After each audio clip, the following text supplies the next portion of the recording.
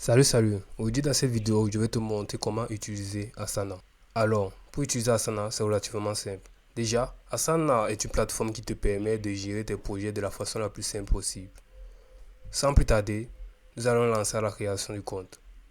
Pour cela, tu viens tout juste ici, tu cliques sur Je me lance.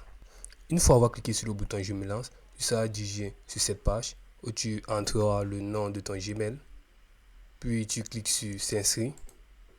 Une fois fait, un code de confirmation te sera envoyé par ton email. Tu devras consulter ton email, regarder le code et l'énumérer tout juste ici. Donc tu seras dirigé sur cette page où tu pourras entrer tes informations telles que ton nom complet, ton mot de passe et ta photo de profil. Une fois tout cela entré, tu cliqueras sur le bouton Continuer. Puis tu seras dirigé sur cette page où tu pourras soit répondre aux questions, soit cliquer sur Ignorer. Après cela, tu seras dirigé ici afin de créer ton premier projet. Tu commenceras à écrire le nom de ton projet. Par exemple, tu peux écrire tuto, puis tu cliques sur continuer. Après avoir écrit le nom du projet, tu écriras le nom de chaque tâche. Tu peux par exemple écrire vidéo. Pour la deuxième tâche, tu peux par exemple écrire montage. Et la troisième tâche, tu peux par exemple écrire diffusion. Après cela, tu cliques sur continuer. Puis ici, tu écriras le nom de chaque section que tu voudrais pour chaque tâche. Bon, tu peux laisser comme ça et cliquer tout juste sur continuer. Après cela, tu choisiras le type de disposition que tu voudrais pour ton projet.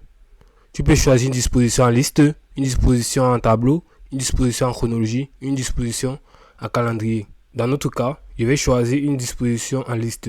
Puis cliquer sur continuer. Après cela, Asana va te demander d'entrer l'email de l'un de tes collègues afin de l'inviter à utiliser Asana.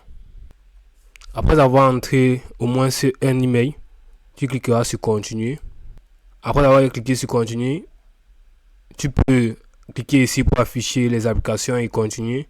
Ou tu peux cliquer ici pour ignorer pour l'instant. Bon, moi je vais cliquer ignorer pour l'instant.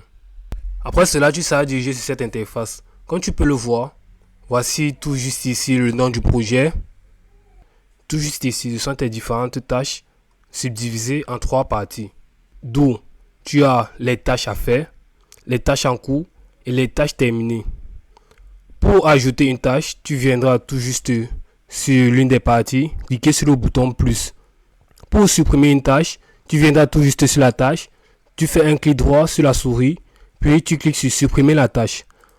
Pour maintenant repersonnaliser une tâche, tu viendras cliquer sur la tâche, puis tout juste ici, sur la priorité, tu cliqueras tout juste ici et tu redéfiniras la priorité de la tâche. C'est la même chose pour le statut. C'est la même chose pour la date d'échéance. Et c'est la même chose pour les dépendances. Après tout cela, tu pourras voir l'aperçu de ton projet en cliquant tout juste ici là sur aperçu. Et c'est aussi simple que ça.